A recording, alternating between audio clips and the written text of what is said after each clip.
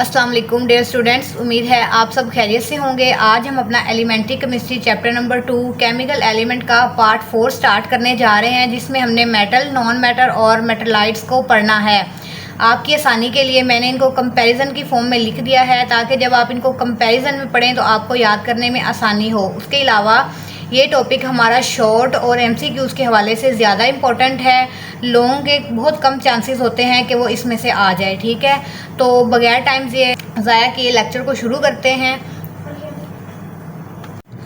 तो स्टूडेंट्स, इसमें सबसे पहले हम ये देख लेते हैं कि जनाब मेटल्स क्या होते हैं, नॉन मेटल्स क्या होते हैं और मेटलाइट्स क्या होते हैं। ठीक है, तो मेटल की एग्जांपल जो है वो मैं आपको हमारे घर से देती हूँ। हमारे घर में जनाब जो तवा है, ठीक है, जो सिल्वर के बर्तन हैं, ठीक है, उसके अलावा जो एल्युमिनियम की शीट्स हैं, वो कॉपर की वायर्स हैं हमारे घर में, वो सारी मेटल्स हैं। ठीक है, अब ये देखें कि उसने मेटल्स में क्या कहा है, सोडियम है, उसके बाद जनाब एल्युमिनियम, कॉपर, आयरन, ये सारी हमारे पास किसकी एग्जांपल हैं, मेटल्स की। अब आयरन भी जाहिर बात है लोहा हर किसी के घर में होता है, कॉपर की वायर्स भी होती हैं, ठीक है, और उसके बाद नमक जो है वो भी होता है सबके घर में। ठीक है, तो उसके बाद जनाब वो इसकी सबसे पहली प्रॉपर्टी जो हमें बताई गई है वो ये है कि मेटल जो हैं वो शाइनी होते हैं।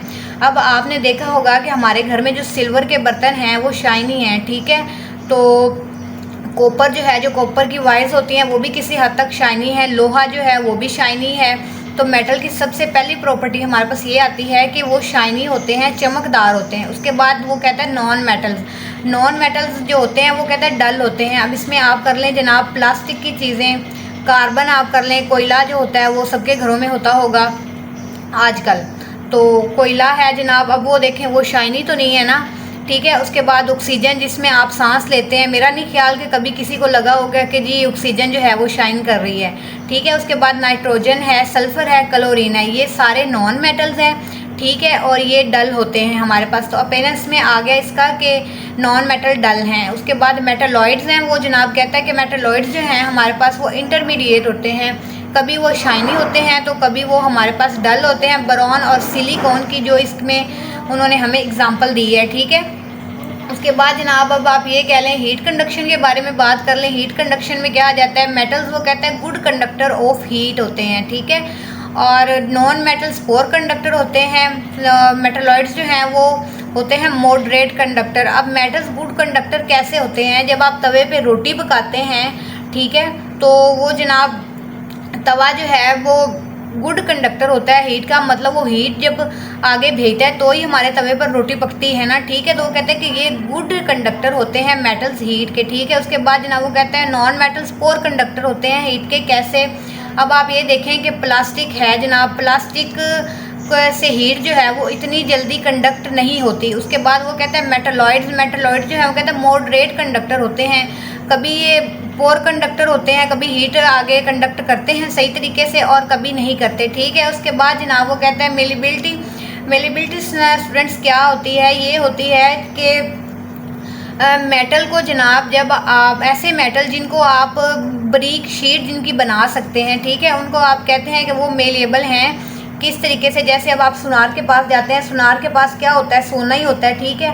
तो वो सोने को क्या करता है, सॉरी गोल्ड जो है उसको क्या करता है, उसकी शीट्स बनाता है। ठीक है, बारीक बारीक शीट्स बनाता है और फिर वो जो है उसका आगे गोल्ड का जो जेवर है हमारे पास वो बनकर आता है। तो ऐसे मेटल्स जिनको आप शीट में कन्वर्ट कर सकते हैं, बारीक शीट में, उसको कहते हैं जनाब कि वो मेलेबल हैं। आगे नॉन मेटल्स जो होते हैं वो मेलेबल नहीं होते।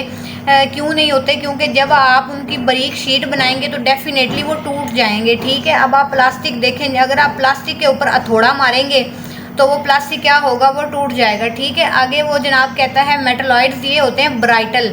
अब आपने सिलिकॉन की चिप देखी होगी, वो हमारे पास बेस्ट एग्जांपल होती है मेटलॉइड्स की। ठीक है, ब्राइटल क्या होता है, ब्राइटल ये होता है कि जब आप किसी चीज़ के ऊपर थोड़ा मारें तो जनाब वो जो है वो बारीक बारीक पीस जाता है हमारे पास। जैसे अब आपके पास चौक हो, ठीक है, चौक जो है जब आप उसके ऊपर थोड़ा मारेंगे तो वो क्या हो जाएगा, उसका बारीक सा पाउडर बन जाएगा। सिलिकॉन की चिप देख लें आप, उसके ऊपर जब आप थोड़ा मारेंगे जनाब तो वो भी क्या होगा, बारीक बारीक हो जाएगा। उसके बाद जनाब वो कहता है कि डक्टाइल। अब डक्टाइल क्या होता है, डक्टाइल ये होता है कि किसी भी चीज़ के ऊपर ऐसे मेटल्स जिनकी आप तारे बना सकें। ठीक है, जैसे आपके पास कॉपर वायर है, अब कॉपर क्या है हमारे पास मेटल है ना, ठीक है, कॉपर की तारें बनाते हैं हम, तो हम कह सकते हैं कि मेटल जो है वो डक्टाइल होते हैं, मेलेबल होते हैं कि हम उनकी बारीक शीट्स बना सकते हैं, डक्टाइल भी होते हैं कि हम उनकी तारें भी बना सकते हैं, ठीक है। और उसके बाद जनाब वो कहते हैं नॉन मेटल्स जो वो नॉन डक्टाइल हैं। आप अब प्लास्टिक की, कार्बन की, ऑक्सीजन की तारें तो नहीं ना बना सकते, ठीक है। उसके बाद जनाब वो कहता है कि मेटलॉइड्स क्या हैं, डक्टिलिटी इनकी क्या है, ये ब्राइटल हैं, ये वही बारीक बारीक पीस जाते हैं। अगर आप इनके ऊपर हथौड़ा मारेंगे या इनके साथ कुछ भी करेंगे तो ये बारीक बारीक पीस जाएंगे। उसके बाद जनाब वो कहते हैं कि फिजिकल स्टेट जो है वो क्या होती है मेटल्स की, नॉन मेटल्स और मेटलॉइड्स की फिजिकल स्टेट। अब ये देख लें कि वो कहते हैं मोस्टली जो मेटल हैं हमारे पास वो सॉलिड होते हैं। अब जैसे कि आप देखें कॉपर है, आपके पास आयरन है, ठीक है, ये सारे हमारे पास क्या है, सॉलिड ही हैं। इसी वजह से वो कहता है जनाब के मेटल्स जो हैं वो सॉलिड होते हैं। आगे वो कहता है नॉन मेटल जो हैं वो आपके पास सॉलिड, लिक्विड और गैस। ये देखें, ये इंपॉर्टेंट पॉइंट है यहाँ पे कि नॉन मेटल जैसे आपके पास सब कोयला है, ठीक है, वो सॉलिड की फॉर्म में है आपके पास। उसके बाद जनाब वो कहते हैं गैस। अब ऑक्सीजन और नाइट्रोजन, सल्फर, ये सारी क्या हैं, गैसेस हैं हमारे पास। तो नॉन मेटल जो हैं वो गैसेस भी हो सकती हैं, ठीक है। उसके बाद वो मेटलॉइड्स कहता है ये भी सॉलिड होते हैं हमारे पास। कैसे, अब जैसे बोरॉन है, सिलिकॉन है। अब सिलिकॉन की चिप जो है वो आपके पास डेफिनेटली वो सॉलिड ही होती है, ठीक है।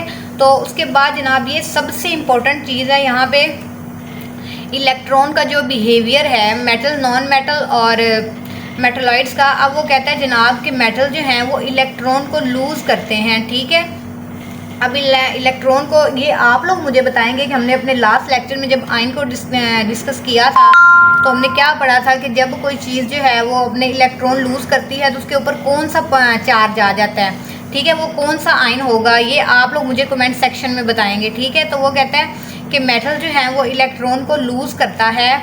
अब देखें जैसे हमारे पास सोडियम है, हमने सोडियम की एग्जांपल में पढ़ा था कि इसके लास्ट शेल में एक इलेक्ट्रॉन होता है जिसको वो लूज़ कर देता है। चार्ज मैंने नहीं आपको बताना कि लूज़ करने के बाद कौन सा चार्ज आता है उसके ऊपर, वो आप लोग मुझे कमेंट में बताएंगे, ठीक है। अब हमने सोडियम की एग्जांपल पढ़ी थी लास्ट लेक्चर में, उसमें हमने ये देखा था कि ये इलेक्ट्रॉन को लूज़ करता है, ठीक है, और उसके बाद खुद को स्टेबल कर लेता है। और उसके बाद यहाँ पे हमने जनाब नॉन मेटल्स का बिहेवियर देखना है। अब जैसे क्लोरीन है हमारे पास, ये नॉन मेटल्स क्या करते हैं, इलेक्ट्रॉन को गेन करते हैं। अब क्लोरीन हमने पढ़ा था कि क्लोरीन जो है वो सोडियम से इलेक्ट्रॉन लेता है, ठीक है। अब इलेक्ट्रॉन गेन करते हैं नॉन मेटल्स और ख़ुद को स्टेबल कर लेते हैं। ये नॉन मेटल्स का बिहेवियर है कि वो इलेक्ट्रॉन्स को गेन करते हैं, ठीक है। उसके बाद जनाब आपके पास आ जाता है मेटलॉइड्स, उसमें वो ये कहता है कि कैन शो बोथ बिहेवियर, कभी ये इलेक्ट्रॉन लूज़ करते हैं और कभी ये इलेक्ट्रॉन को गेन करते हैं, ठीक है। तो अब इसमें एक पॉइंट आप और ऐड कर लें कि मेटल्स जो है ना उनके बॉइलिंग और मेल्टिंग पॉइंट जो है वो ज़्यादा होते हैं नॉन मेटल और मेटलॉइड्स की निस्बत। अब वो कैसे कि जैसे अब आपने लोहे को पिघलाना हो स्टूडेंट्स, या आपने एल्युमिनियम को पिघलाना हो, कॉपर को पिघलाना हो, तो उसके लिए आपको ज़्यादा उनको मतलब टेम्परेचर देना पड़ेगा। ज़्यादा टेम्परेचर देंगे तो ही वो मेल्ट करेंगे। अब ये तो नहीं हो सकता ना कि 37 सेंटीग्रेड पे जो है वो मेटल जो है वो मेल्ट होना शुरू हो जाए। अब लोहा तो इतने टेम्परेचर पे नहीं मेल्ट हो सकता, ठीक है। तो इसलिए हम कहते हैं कि metals have high melting and boiling points, non metals have low melting and boiling points, और मेटलॉइड्स जो हैं वो इनका इंटरमीडिएट होता है। कभी उनके हाई मेल्टिंग और बॉइलिंग पॉइंट्स होते हैं और कभी लो होते हैं, ठीक है। अब इसमें अगर आपके पास लॉन्ग क्वेश्चन आ जाता है, फॉर एग्जांपल आता नहीं है, 98% चांस है कि इसमें से लॉन्ग नहीं आता, लेकिन अगर फिर भी आ जाता है तो आपने कंफ्यूज नहीं होना। आप उसको इस तरीके से लिख सकते हैं, मेटल्स या मेटलॉइड्स नॉन मेटल्स की डेफिनेशन बनाएं कि दीज आर द सब्सटेंसेस जो कि शाइनी होती हैं हमारे पास, ठीक है, that are good conductor of heat and electricity, malleable and ductile, ठीक है। उसके बाद ये एग्जांपल्स हैं तीनों की, आप इनमें ये ऐड कर सकते हैं, ठीक है, अगर लॉन्ग में आ जाए। पहले डेफिनेशन बनाएं इन प्रॉपर्टीज़ को मिला के ही, ठीक है। उसके बाद एग्जांपल ऐड करें। एग्जांपल ऐड करने के बाद जनाब आप प्रॉपर्टीज़ की जो है वो हेडिंग बना दें, हीट कंडक्शन, मेलेबिलिटी, डक्टिलिटी, ठीक है। इस तरीके से आपका लॉन्ग भी इसमें कवर हो सकता है। तो आपने कन्फ्यूज़ नहीं होना किसी भी चीज़ को लेके। नोट्स जो है वो मैं आपको प्रोवाइड कर दूँगी। Thank you so much. अपनी दुआ में याद रखें। अल्लाह हाफिज़।